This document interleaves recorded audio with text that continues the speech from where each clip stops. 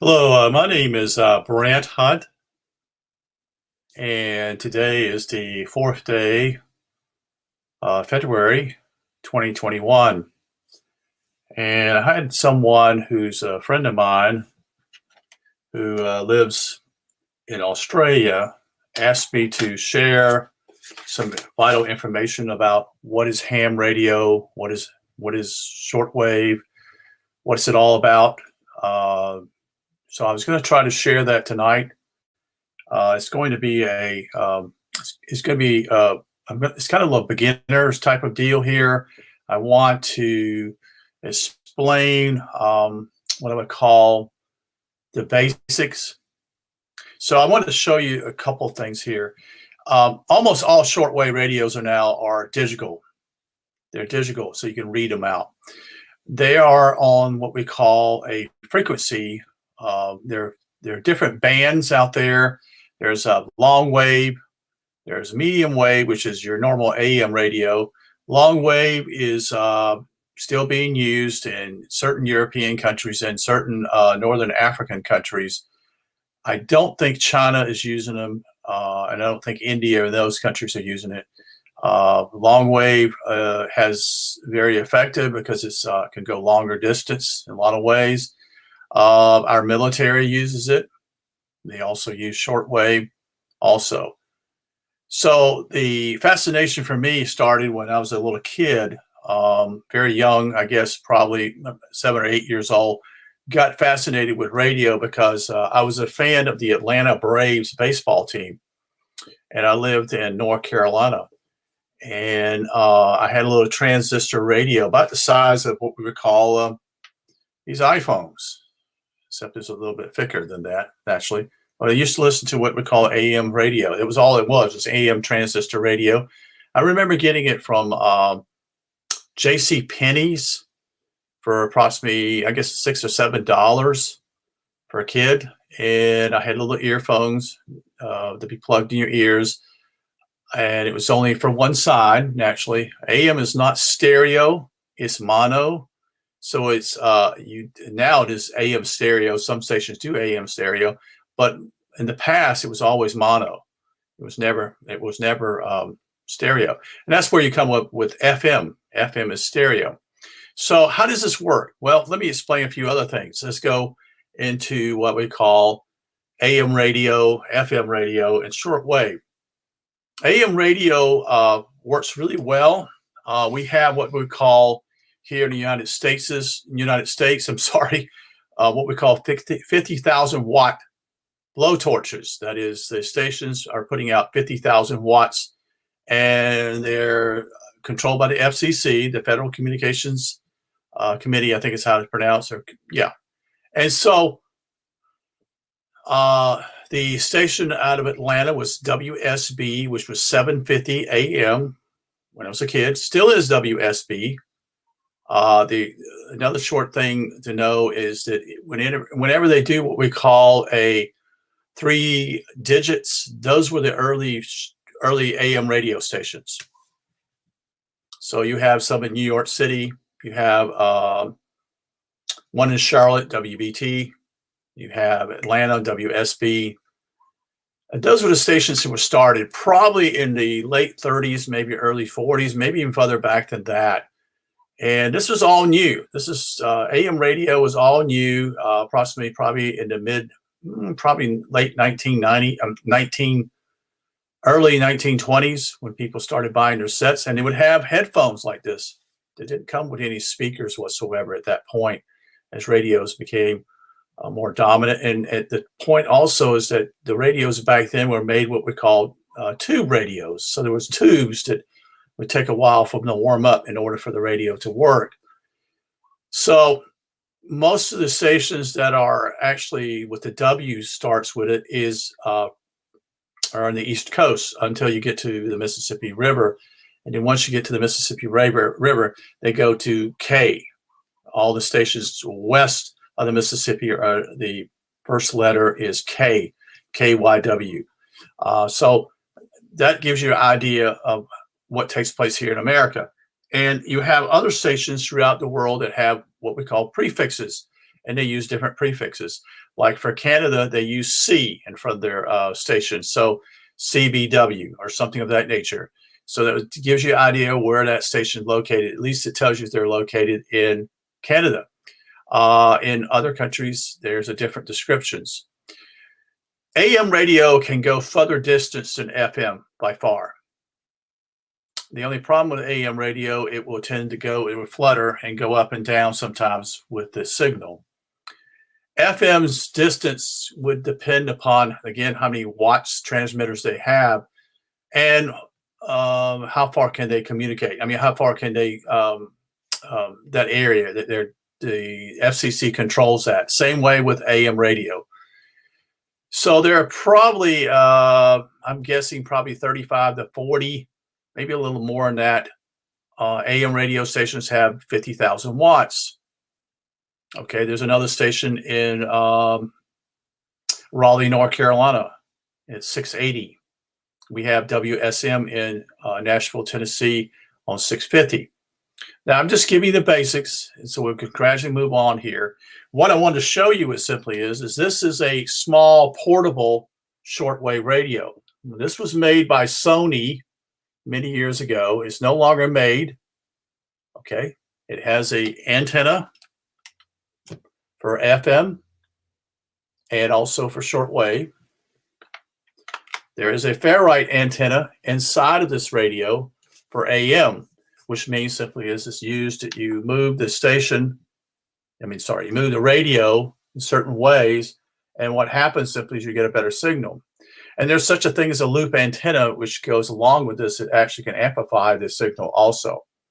Now, this radio covers AM, FM, also shortwave, also ham radio, and also, if I'm correct here, I think it covers also the air band. I might be wrong about that. No, that's not the air band on this one here. So you can operate it on radio with parities or electricity. And it was $160, $175 for this. This is Sony. Sony at one time was the premier foreign manufacturer of portable AM radios. When Mr. Sony passed away, everything changed. He was the major deal. He loved shortwave himself and was involved in it. The other thing I'd like to explain to you is that what we call UTC. UTC is Universal Time Chart, and that's how you recognize what we call the way the world works. That is, it's based upon a universal time chart. And I'll show you how this works here. This is I belong to Ontario DX Club here. Okay, let's see if I can get it right here. And you'll see at the top, it says UTC 00 hour 0102 all the way to 24. Okay. And you'll see certain countries here listed as Albania, Argentina, Bangladesh, China, Cuba. Cuba's major in shortwave, Czech Republic, and other countries. There used to be a lot more countries that did this. There are stations all over the world that broadcast on shortwave. Your major ones are the United States with Voice of America, China Radio International, which is CRI, which is a major player, and the BBC is another major player. And you used to have other stations that were more of a major players, but they've gradually gotten out of shortwave, or they no longer broadcast as much as they used to be. And that was stations such as RFI, which is Radio France International. At one time, the Canadian CBC used to broadcast in shortwave. That stopped in 2012. You also had Germany, which was Deutsche Welle, broadcast in shortwave. And one of the ones that really has been what I enjoyed listening to for a long time was the Voice of Russia, which was one time called Radio Moscow. And that's how they got started. Most of these stations got started from like Radio Peking, the CRI, China Radio International. It's no longer called Peking, it's called Beijing. But that's how we found out certain news, and mostly these stations are gone. Now, CRI is not, and neither is the Voice of America or the BBC. And probably the two major ones are the BBC and Radio China International. When I listen to China radio, that is on shortwave, it's usually broadcasts out of Albania. They have a major transmitting site there, and aerials that go up many, many, many feet up in the air and broadcast the signal. And how does shortwave work? Okay, most shortwave stations are either, most of here in America are 50,000 watts, and they beam a signal to a certain area of the globe. It bounces off the ionosphere and comes back down to the desired area where they want to beam that signal at. Many of us don't hear, like, for example, Radio Thailand is only a certain time you can listen to Radio Thailand. It's usually from 0 to 100 time mega, and that from that 1 hour is Radio Thailand. It will broadcast to the western sector of the world.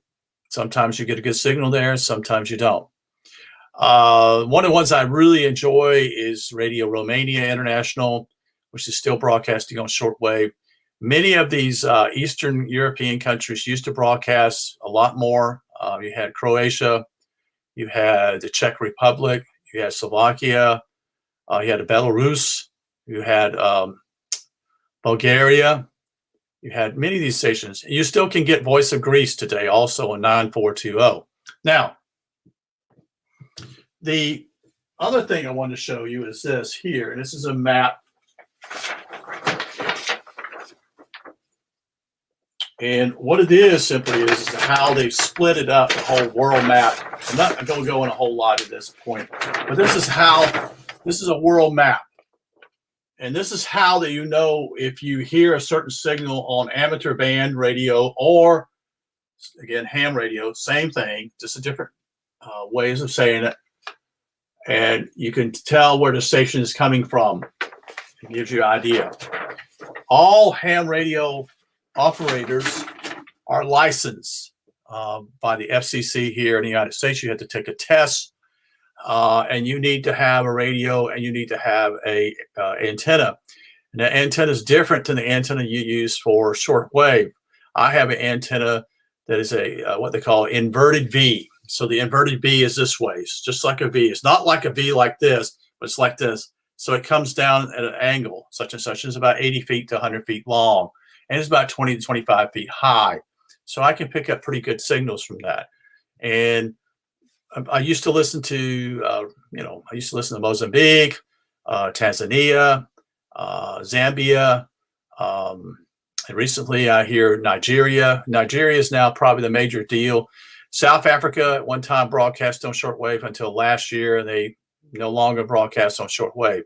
But why did I do this, and why I have such an interest? Well, and what I enjoy about it simply is that the signal you receive, you're hearing the news at that point from that particular country.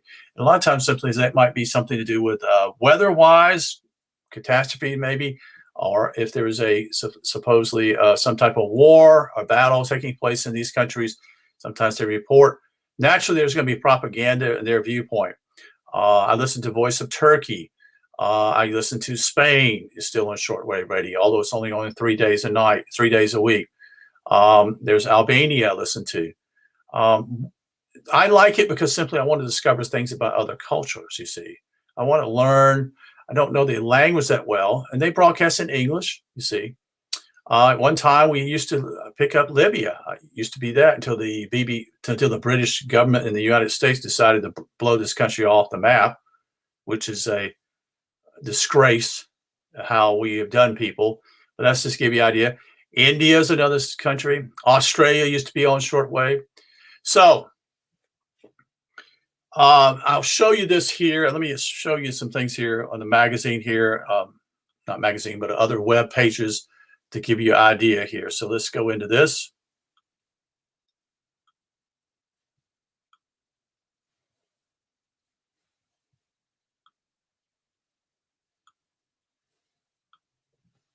Okay, this is a company called Universal Radio Company Incorporated. These are based out of Ohio, and I'll go into what we call there are different ways of listening to what we call an amateur-based transceiver. I'm sorry.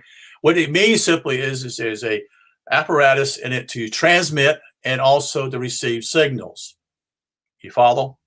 So I can listen to the radio, hear signals from it, and then I also can, quote unquote, broadcast my signal out. The major players are the company called ICOM. And this is ICOM here. This is what the radio looks like. Let's see if I can blow it up here, or see if I give you a larger, very large view. That's what it looks like. It's all in digital.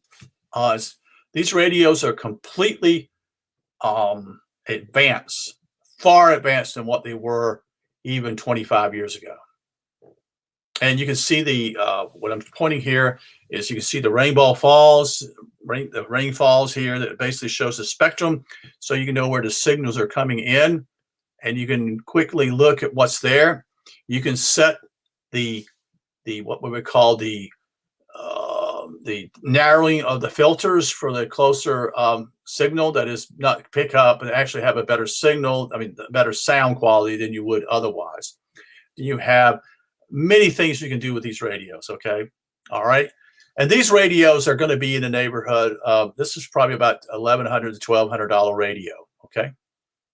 But you can broadcast with this. I don't know let me see if I can find out that information. I think it broadcasts 100 watts. Not absolutely sure. Most people buy their own power for this. And so that's just the way it works. So this came out in 2016. So this radio is now, in some ways, already becoming obsolete, even though it's 5 years later. And you can do anything you want with these radios, really, as long as you follow rules. Sorry. You have to buy an external speaker sometimes, such and such, to hear it. But most people wear headphones, as I'm doing. So here, let me show. Let's go back in here. This is the other company, another company. These are all Japanese companies. In fact, here's one here, Alinco, which only makes one particular radio, runs from a 160 to 10 meters. I'll show that later on. Mainly the big one is 40 meters at night. 40 meters is an excellent area of the spectrum that you can hear ham operators here in the United States. Very clear signals. I did do some recording earlier, so I'll show that on Facebook, also my page, to show you what the signals are like. And then you have Alinco is also American name, but it's actually Japanese make. This is the only radio I know of is made here in the United States. This is made by a company out of Colorado called Com Radio. And it has many features, but the key thing people like about it is it's a small size radio, very small. I doubt this one has any particular what I call power. You'll probably have to buy what they call an external power for this particular radio, since it's so small. But it is built in Colorado, type of thing. You get a mic. You can order a microphone. It comes with it. Some come with it. You can get another mic to go with it, such and such. And you can get a power supply with these things also. You can also run these on a battery, DC power, or natural electricity. Let me go to the next major player here. The two major ones are ICOM and Yaesu. These are the major points. This is a smaller one here. I want to show you what probably with their Cadillac deals here, the better ones. Let's see if I can find it here. Yeah, this is one of the larger ones here. This is a beautiful radio. This is going to be in the neighborhood, I'm guessing, probably $3,000. But it shows you the two ways you can listen to your broadcast. What are you putting out on a meter up here with these analog meters? One is you or what you're listening to, one way or the other. You can do just about anything to these radios. You can broadcast not only your voice. You can also broadcast in Morse code. You have to have a key set, but you can broadcast in Morse code. At one time, this was the requirement for those to be an amateur radio operator, was to be someone who could key. In other words, knew the Morse code. They've gone away from that the last 6 years, I think it is, and a little bit more than that. And I don't know if that's good or bad. Sometimes I wonder if it's bad. One of the things if you remember in shows and old movies, we would call such a thing as Mayday, Mayday. And the other word is CQ, CQ. Mayday was simply basically it's emergency. I'm in trouble here, either on the ocean, or I've got a problem here in the air, asking for help. CQ is a way. It's like a contest that these radio amateurs do. Like, for example, they want to see if they can pick up stations, say, for example, South America. And so there's a contest to listen to those stations and to record those and to receive rewards or either another radio or something of that nature in this. So they're just showing you that Yaesu is one of the major ones here. Again, another Japanese radio. And then you have Kenwood, which is, this one's business continue. Let me go to the next one here, which I think is this one. This was a Kenwood, again, built differently, but you have multiple, you can do whatever you want to do on these things. And it's can be used with a computer. You can use it just like this is here, and you can blow it up. Instead of being the signal, you see the face part here, you can actually blow it up. So these radios are not cheap radios, and no transceiver is cheap. Okay, probably the cheapest would be this one here, which is made by Occom. This is probably a $600 or $700 radio. Let me see if I can show you another thing here. So a description of it. Hold on just a second here. As I go back.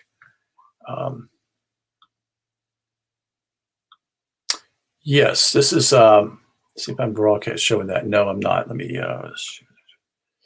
back here. So let's go back to this thing here and then share the screen again. So I try to do this better. And this is ham radio outlet. There are probably 6 or 7 locations here in the United States, probably the largest company that does this. And you can see here, you can use what we call small. This is a transceiver. It's a small transceiver. It doesn't get the distance naturally because it's a small antenna. But many people take these out in the field, such and such. Then when I say in the field, that means away from out in the woods, such and such type of thing. They can use it that way. It has a battery operated deal, and you can broadcast that. It's not a strong signal, but you can do that. Okay, and this is another show here. Show you here. This is a Kenwood. I'm sorry, it's an ICOM. They don't blow their pictures up, but this is how many locations they've got here in the United States. This looks like 10 locations, 3, 4, 5, 6, 7, 8, 9, 10, actually 12. So this is the largest company as far as it stands for HRO, which is a ham radio outlet. They do sell shortwave radios. This is one shortwave radio they sell, which is made by Eaton or Eaton, whichever way you want to pronounce it. And it's about a $400 radio. Okay, so again, this radio is for listening, not for receiving. I mean, not for transmitting. The radio itself, let's see if they'll show me to blow it up. I don't think they do that. It's one of the negatives about this company is that it's air, it's AM, FM, it's long wave, and it's aircraft. So you can actually listen to aircraft also with this. But usually that's only with about a 25-mile distance. You really can't get a long distance with this, with that. Just giving you an idea, such and such. Again, I would entertain questions if people have questions about this. You know, more than glad to answer. Yeah, you can have a great radio, but if you don't have a good antenna, it's kind of worthless. That's the talk. That's the way it works. And what I mean by that, well, I mean it simply is that the radio is inferior if it doesn't have a good antenna, and the higher, the better. So when you look around and you see someone with looks like a television antenna type of deal, and it can be turned by what they call a rotor to shoot a signal out or receive a signal out from another somewhere else. They're usually, 50 feet up, 60 feet. Some are much higher than that. And usually they have what they call towers. So that's just give you, again, another idea. I've never been a ham operator myself. I really, I would just waste my time. I really don't. A lot of these guys like to talk. They call rag chew. That's a word for them. So they use rag chewing. They chew. Basically, maybe it might be referring to, but it's just a word for them. They enjoy communicating back and forth to their buddies on the radio. And a lot of times, a lot of it just simply is to do with what I call simply is how's the weather, what's going on with your family, type of thing. You can do this on the phone, but you can do this also on radio. And the radio, the good thing about it is simply is no one's listening except those who are listening on to the particular frequency. And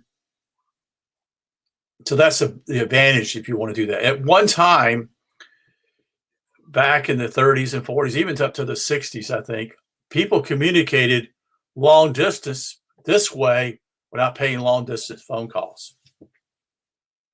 So if you had someone else that had a transceiver radio, such and such,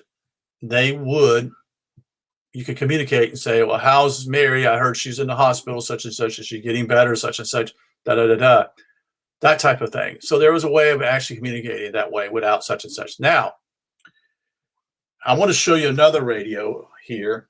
And this is a bigger radio. And this radio is no longer made. Neither one of these radios are no longer made. And this is a Sony also. This radio was introduced in the 1980s. Okay. This radio ran for $400 or $500. It's a heavy radio. Part of it because it has 4 D-cell batteries in it. This radio was at one time probably the premier shortwave radio receiver in the 80s and 90s, portable by far. I remember a DX contest that I listened to on this radio from St. Helena Island. I was able to receive that signal on this particular radio. This is a well-made radio. Okay, most of them now they're used naturally because they're no longer making them. So this was, and it weighs, it can receive AM, FM, shortwave, that is, and also the airband, again, with this.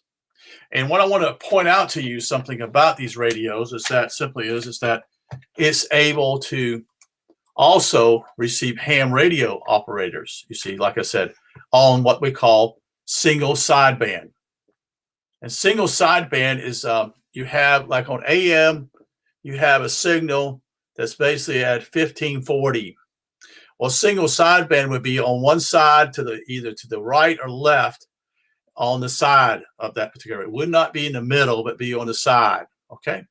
And how it works simply is that there's USB and LSB.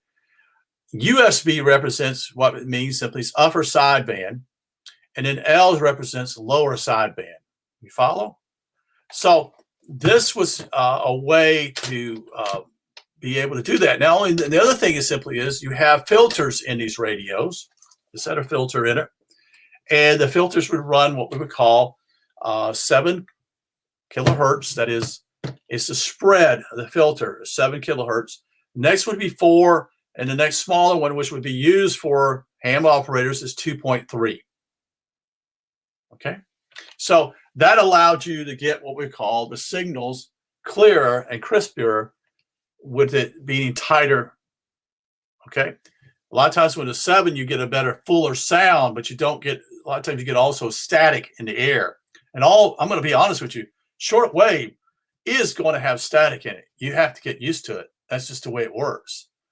The people out there in the last 15 years have tried to go with what we call a digital signal, and Europe adapted it. The United States played with it. They didn't do anything with it, which is DSM.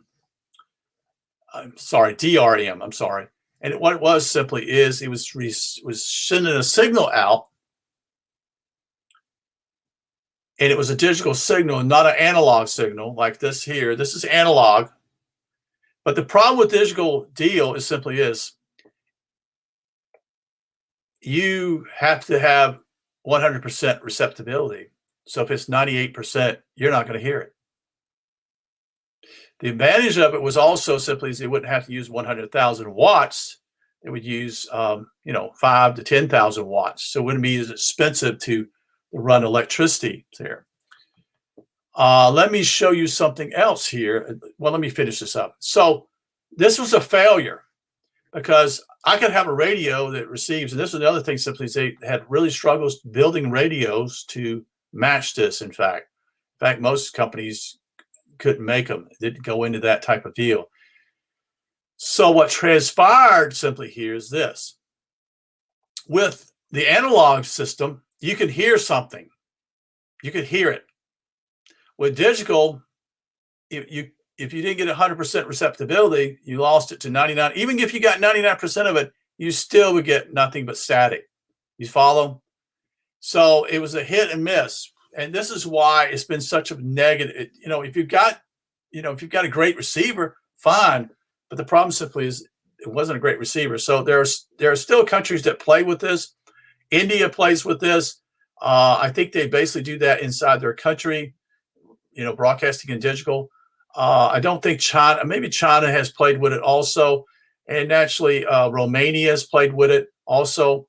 But you have to buy special transmitters for this. And transmitters are not cheap. And as far as I know, there are only about 2 or 3 transmitter companies in the world. One of them is Continental here in the United States. And they are astronomical. They're probably $2 to $3 million for the transmitter at these radio stations. So, like for example, here, let me show you something else here. And I'm trying to give you a whole spectrum here. Okay. The fantastic thing about shortwave in the past is that I could listen to stations in Peru, Ecuador. I could listen to stations in Zimbabwe at one point. That's no longer anymore. You could pick up stations in Congo or Chad, in Africa, Zambia.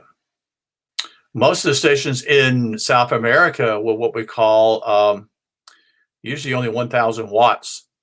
At the most would be 5,000 watts they put out. And most of these were Radio Santa Cruz, which was in Bolivia, no longer transmit, which was one of my favorites. And what I enjoyed about listening to stations, you would hear different music. You wouldn't hear this on anywhere else, you see. And also most of these were Christian radio stations. That is, they were broadcasting to their local people, and at night you could pick up their stations. There's a station in Guatemala, I think it is 4055, a guy who broadcasts his, and I can't think of the name of it, but it's HRMI, I think it is the call letters, and Honduras is H in the radio. There used to be plenty of stations that broadcast this, but what happened when the internet came along, it pretty much killed shortwave in that area, and it's actually caused major problems. And everyone can hear you or see you on internet, know what you're doing. They can't hear you and listen to you on radio.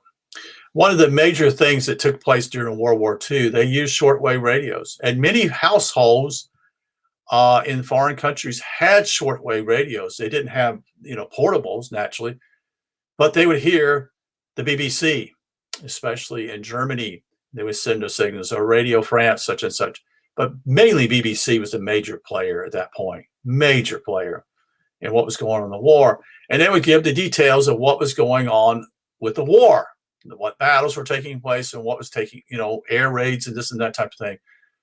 That was a huge deal, folks, because in Germany, you could, if you got caught with this, doing this, you could get in major trouble because simply is that was the was Germany feeding propaganda to its people, or was Britain? You know, that's the whole deal. And that was how, some ways, that they had their way of communicating to one another was through shortwave with special call signals and messages to those who were actually trying to bring down the German government, so to speak.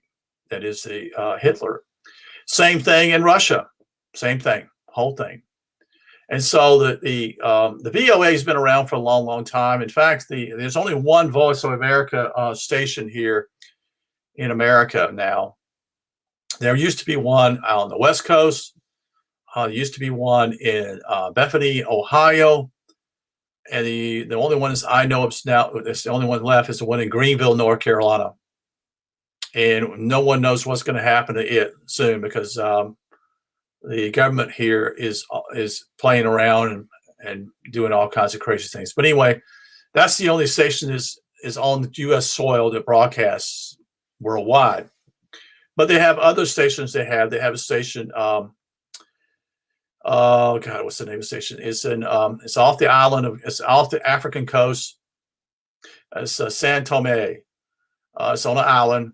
And there's a shortwave transmitter there and antenna aerials to broadcast to that part of the world, to Africa.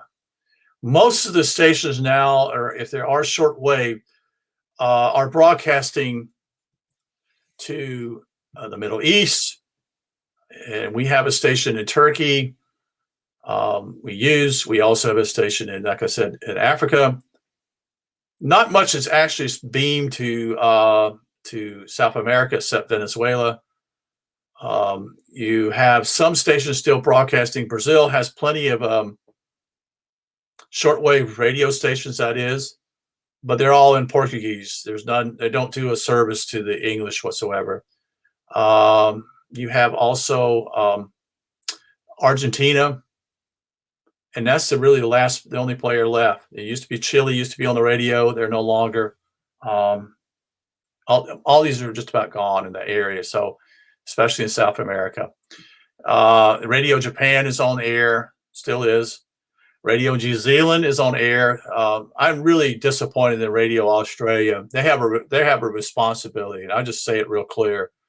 They have a responsibility to communicate warnings to those people who live in the Pacific Islands there, who really are in, if there's a not a hurricane, but a cyclone of some type that could cause damage, and Radio Australia forfeit that probably in 2015 or 2014. They got out of it. It was all a political move, saying they're going to save money. It wasn't that expensive to do that. They had all the hardware, whatever they wanted. It's ridiculous what took place. But so Radio New Zealand is the only one that actually can broadcast and does that to warn others of major weather situations. Most of these islanders depend upon that information, usually on a shortwave radio. You follow? So you can spend a ton of money on shortwave, period. Okay. Almost all radios are now made in China. Almost all of them are. Your only ones that used to be Taiwan with what's the name of the company? Sangean, Sangean, is, let me see if I can show you that real quick. This radio was made in Taiwan, and no longer now. It's changed. It's moved to a radio is now made in China. So let's see what we got here. Go back. So this is what we call portables. And this is the Sangean radio. It's a beautiful radio, spectacular radio. And it's over $300. This is a brand new radio. In fact, this used to be this was their last one. So they're sticking with what we call the same size level and everything of that nature. And they're just about out of those. And so they're going to a new radio, and they've changed some things on it. And this is it.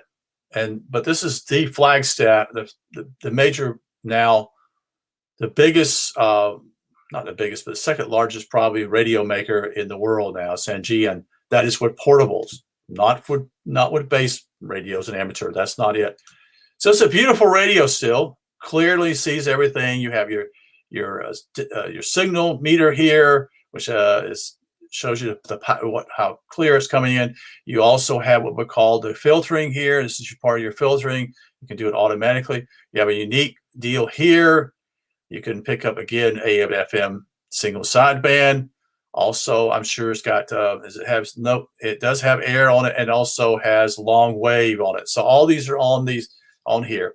This is a great radio if you can afford it. Okay. The other one I will share with you is this particular model. There's a couple of them here. This is the Elite 750. This is what we call the rotatable AM loop type of antenna on the top. Still have an aerial. It's a bigger radio, and it's all digital again. Excuse me. Anyway, pardon me. So this is a nice radio. It's much larger. People who are older like a bigger radio than a smaller one because it's easy for them to handle. Also, one other company, Eton is an American company, but actually all their radios are being made in China or India. This is the radio that I have here, and it is probably the cream of the crop with what I call a portable radio. It's a $500 radio, and you can put anything and everything in here, the memories of the stations, whatever, time deals, whatever. It will do just about anything you want to, and you can put it to a aerial outside. It gives you a signal level, so it's not going to be it's going to be able to handle that load when many radios would not be able to do that. The other radio that's big here is this particular radio, which is a Chinese radio. It's a Texan, and this has had rave reviews. People love this radio. Again, it's an AM FM air, long wave, and single sideband. So this is a radio for approximately about $180, $190 in that frame. So this is the radio that actually is considered to be one of the best out there, in fact. But it's a Chinese company, Texan. So those are the major players. There's another company called Kato, which is when I say Kato, this is an analog radio, the old style. It's not digital. They also used to make what I call a wind-up radio. I don't know if they still make that anymore. Yeah, there's the wind-up radio. This is a solar power radio that is wound up, so you can recharge the battery, so to speak, with your hand. And this is basically for those to be out in the woods, on the country, such and such. So this is a shortwave radio also.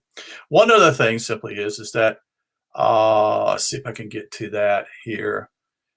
Maybe we won't get to that. Anyway, it's just to give you an idea of what it's all about. This is the other one that's made by Texan, which has gotten rave reviews. Also, it's a very expensive radio, again, for portable. The radios have been completely designed in the last 5 to 6 years that have made them even more advanced, far better than they were. In fact, they will give a run for the money for what we call a tabletop receiver. They simply will give a run for them just as good a quality almost as the tabletop is. So that just give you an idea of what they've done, the technology. They use now computer chips to have a better signal also. Let me say one more thing here. Let me show you what a tabletop is, if they'll show you. This is one I want to show you. This is considered one of the better radios out there. It's made by ICOM, no longer made anymore. It's discontinued. This was a superior radio to receive what we would call ham radio. It was the one of the best out there. had a very poor speaker. So again, naturally people listen to it with their headphones, but this has almost anything you can have for on a radio. And this was a $600, $700 radio at one time, but they discontinued this about 4 years or 4 or 5 years ago. No longer made on there. It has many things you could have on it you want, such and such. One of the things also was made on these radios of what they call synchronized detection. And Sony was the first radio company to design this. And that was basically, once it locked onto the station, it would try to hold that station and hold it and be able to keep it so there wasn't a lot of fading up and down on it. And I don't know if you know what I mean, but that tends to be weary when you're listening to the radio a lot of times, is that particular problem, is that simply a lot of fading. So I just want to show you that. Now, I'm trying to see if there's anything else I want to share with you about that. Let's go back and so that's give you another idea how it works. Usually, what the world is this? I don't know what that is. Get out of the way. Anyway, so you can spend a lot of money into a transceiver. And again, like I say, it's a transceiver, meaning it's a receiver and it's a transmitter of the signal that you broadcast out. Just like this particular mic here. It has a microphone in it, such and such. The radios are far superior than they were in the past. Trying to think of a company that used to make them. It's no longer. A Collins radio was one of the major ones in the past. In the 70s and 60s, it was the Cadillac of the radios. And they were made here in America, and they were all what we call solid state, and they were tube radios for a long time until they got bought out by a company called Rockwell International, and they destroyed the company. They destroyed it. They destroyed the company completely. They were made, I think, in the state of Iowa, and I think it's Cedar Rapids as well, as I recollect, but I could be wrong. But they made one of the best radios out there that we could listen to. There were other American radio companies. The last American radio company that made radios was Zenith. And Zenith, I think, went out of business in 83 or 84, or maybe it's a little later. And eventually their radios were being built in Taiwan to save money. And it was all solid state, which when I say solid state, it means simply is that they're transistors. That's what radios were in the past, are transistors, and they still are transistors. One of the negative things about a radio of this nature, okay, this is a red flag for people, is that if there's any type of electronic warfare that takes place, it will burn these radios up. In other words, the radio itself, it just simply will destroy them. The transistors in here and the solid state will simply burn up because it's electronic warfare is what such and such. So many people, I've shared this the other night about what I call a Faraday cage, which was to protect your radios and also to protect your router, your Wi-Fi, so that it doesn't affect you, type of thing. And I also shared about the smart meter guard also. So I try to share these things for you guys to understand what it's all about. Now, the reason why I'm bringing this up was simply someone asked me this, but also there's another major reason. The government's beginning here in the United States to make an issue of this. I did a broadcast, but I couldn't find it, from someone else that interviewed me probably 3 months ago, maybe a little less, about the threats that the government is making, threats to people who are ham operators now. In other words, they don't want you to begin broadcasting and warning people,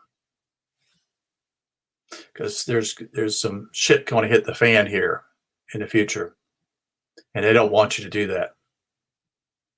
You follow?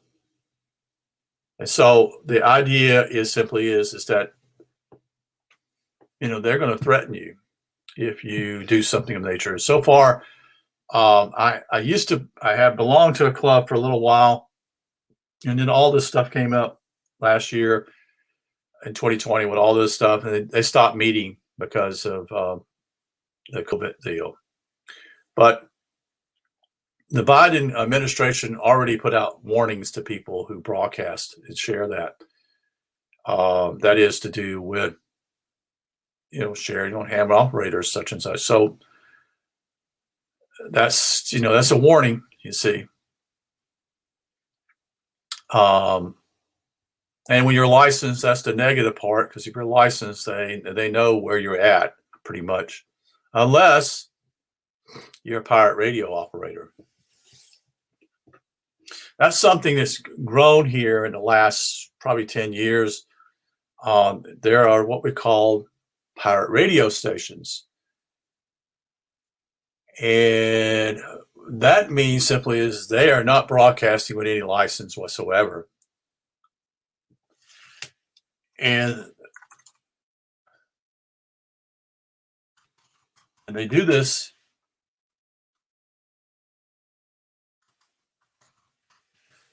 basically what I would call simply is,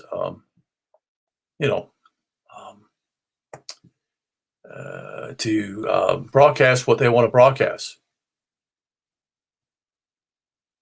And I listen to them. They're different type of radios. So you have someone that's got a transmitter. He transmits. He also, quote unquote, plays music. Most of them play music.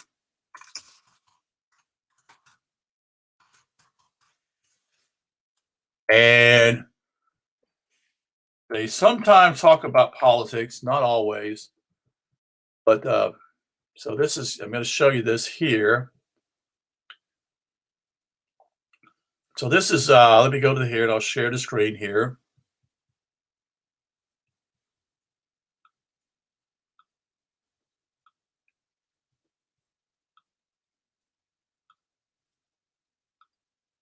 So this is it. This is the underground radio station. So this is to give you an idea of what's being broadcast. For example, today, there's these are the people who use these certain frequencies. So this is Mixed Radio International 6930. And this is what we call a digital deal signal, showing what the signal is putting out. And this was on 6930 in the AM. So it's not on what we call upper sideband or lower sideband. It was actually broadcasting in AM. And there are people who give what they call a radio report. They say the signal is plus, like here for S9 plus 20. So it's 20 over S9. So that's a pretty good signal, very strong signal, depending on where they're at. A lot of times these stations are broadcasting music, simply like Don't You, Simple Minds. This is just what they want to do. This is something that people enjoy doing. They like to do this because they want to play their own music, and they do it. But there are some who actually do talk about political slogans and share also. Not a whole lot, but just to give you an idea. So this is during the daytime today. Yesterday. And these are the times. So this is 21:48. So this is probably around 4 o'clock, 4:30 in that neighborhood, maybe a little later. So and it goes all the way to 5 o'clock, 5 o'clock here, such and such, and eventually just go off the air. That is such and such. They only broadcast for 30 or 40 minutes. And that's about it. But that'll give you an idea of what is on here that people listen to on the pirate bands. And they also have Latin American pirates and they have European pirates. So there are people in Europe that broadcast. And there are what we call, which is one of the big ones over in Europe, is laser hot hits. I've been able to hear that station usually in the wintertime, and they'll hear music also. But anyway, that's just to give you an idea. They also have Latin American pirates, which are either in Central America or in South America. So there is what we call, there are people who do this, they have money or time, whatever you want to call it. They do this. They also have what we call, this is probably, most of these are from either Cuba or China, and they broadcast in CW, or they use numbers. They'll use that in communicating to whoever their agents out there are a part of.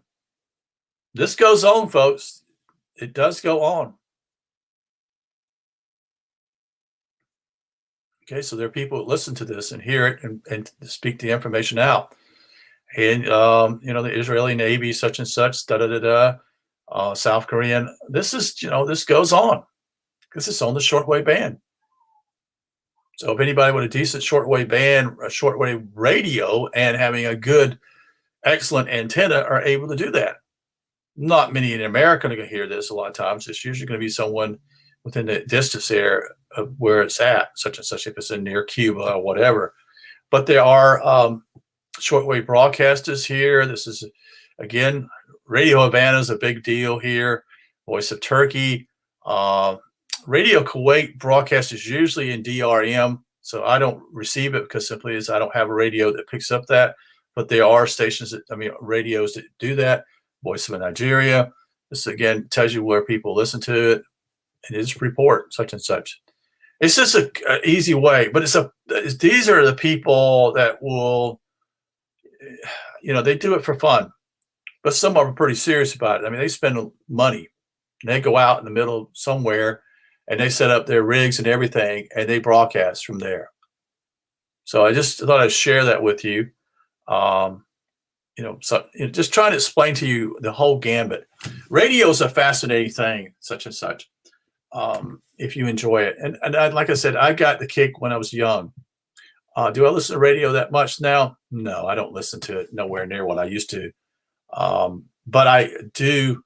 I have a shortwave radio, a couple of them, and I listen to it. I enjoy hearing from foreign countries. My biggest thrill was listening to stations, and I got into shortwave radio in 2005. So I've been involved in it for 15, 16 years.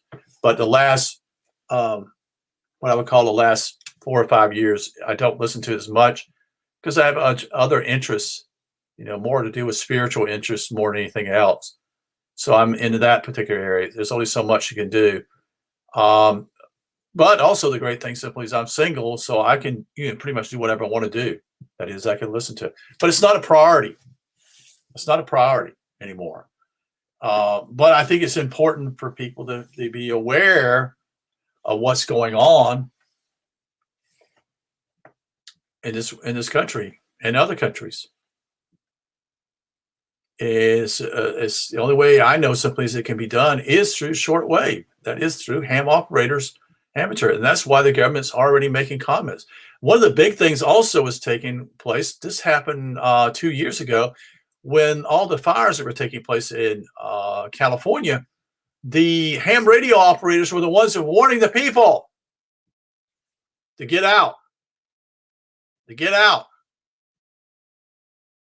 because the fires were spreading really quick, and they told people such and such to get that information out. If it hadn't have been for the ham radio operators, I'm sure that more people would have been killed or burned or destroyed. You follow? So these people were lifesavers. Part of the system also with ham radio operators is that they use what we call what is it called? A beam. I'm trying to remember the name of it. A repeater.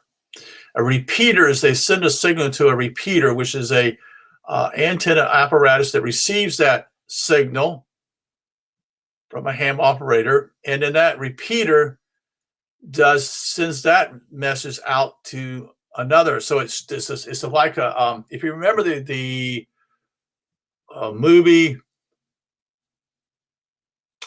where they communicated by fire. I'm trying to think of the movie and I can't think of it, but it's in 2002 and 2003 with the last ring, lost the ring, such and such tokens. Well, you remember how they communicated? They set a blaze on a mountaintop, and then they spread it over and spread it over and spread it over to where it needed to be sent. Well, that's what simply a repeater does, similar. Except it's electronic. It's not a fire deal, but it's a signal you pick up, and then it repeats what it's been told, and it shoots out, and someone else receives it, and it shoots to another repeater. And that's how they do it. And you do that effectively with a repeater, which is actually sometimes on either a hill or a mountain, or up on a high antenna. And usually repeaters are ham operators pay a certain fee a year to use that particular antenna. Most of the time, that antenna is usually around a fire department. It has a antenna, and so they were able to get that information out to people to get out of the fire, get away from the area where you're at. Is you need to move, move, move, move. And the governor came out and said, we're gonna destroy, we're gonna get rid of this. This thing can't work like this. So they don't want people to be warned. We know also critical for you to understand one other major deal. When Hurricane Katrina came through New Orleans, the government actually listened to amateur radio people because the whole communication system was down. I think the radio station, AM station, is 870 in New Orleans. It's a 50,000 watt. I think it was still in the air, but no one knew what was really going on the ground. And the ham operators, the only ones that knew that. The government was so dependent upon them in order ways to supposedly help those who were in the path or flooding or whatever, the tornadoes came through, such and such. They were the ones that knew that information. No one else knows that.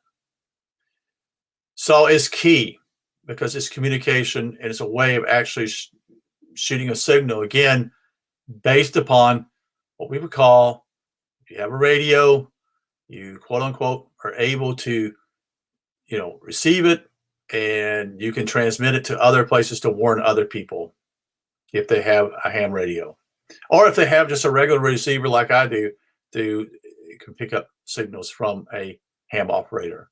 Again, on lower sideband and USB, upper sideband. So this has been a long show. I knew it'd be long because simply is that I want to explain it. I don't know anything else right now on the top of my head to share. This is pretty much it. If you plan to get into this, it's not a cheap hobby. Most hobbies aren't cheap. But I thought someone requested me to do this, and I said, let's do it. And since I had the time, I was going to do it because I felt it was important. Again, the internet can go down, folks. It can, and all they got to do is cut a cable. That's it. That's all they got to do. You see, ham radio operators can also run on battery power too. So it's not always, they can do that. They can broadcast on DC power. Yes, it won't be as powerful, but they can still broadcast their signal. So you think about it, it's interesting when there would be a coup that would take place in a country. If someone knew that information, they could actually spread that information throughout the country with ham operators. And so that's how we know that simply is just recently a coup took place in Myanmar in Southeastern Asia. And no one knows what's going on because there's communication lines have been cut. And we don't know where even the BBC or who else knows this. Probably the BBC, excuse me, yawning. BBC usually does that. But I'm just saying simply is that it's just a way for you to know what's going on more. Okay. So I hope that, again, ask me questions. I don't have a problem to answer them. It doesn't hurt to have a battery power shortwave radio, period. And you can get some of them for less than $100. Most of them are made in China, but they are but the brands I would recommend are Texan is one of them. And you can receive ham operated receptions with that. So it doesn't hurt to have something of that nature in your hand, because your computer's going to be totally useless, or it'll be, propaganda. So that's your choice. So I think I'm going to wrap it up. It's about an hour and 5 minutes here, and I'm getting tired. I can already feel I'm getting sleepy. So I hope I answered your questions again. I appreciate the lady who asked me to do this. And there are I think there's close to, I want to say 3 to 4 million people who are ham operators throughout the world. Most are in the United States by far. But they're everywhere. Most of them, they're ham operators. I would say probably the next area would be probably Europe and Japan are probably the next two areas that have a lot of ham operators. And naturally, you won't have as many in Russia or China for sure. In fact, you won't probably be any in China. I'm sure that's not hardly allowed. But actually, you could be in Hong Kong, but that's a different story. Okay. I hope again, like I said, I enjoy radio. I've always have. I find it very stimulating to hear from somewhere else. Again, part of like my interest simply is I want to know about other people in the world, because I'm concerned about these people. And when we had the Cold War, shortwave was really huge then. When we were involved in the Middle East, shortwave, that is when we had George Bush to go in the first time. Shortwave was huge, and gave information such and such. All militaries use shortwave radio. They do, on certain frequencies. One frequency you can listen to is 11175.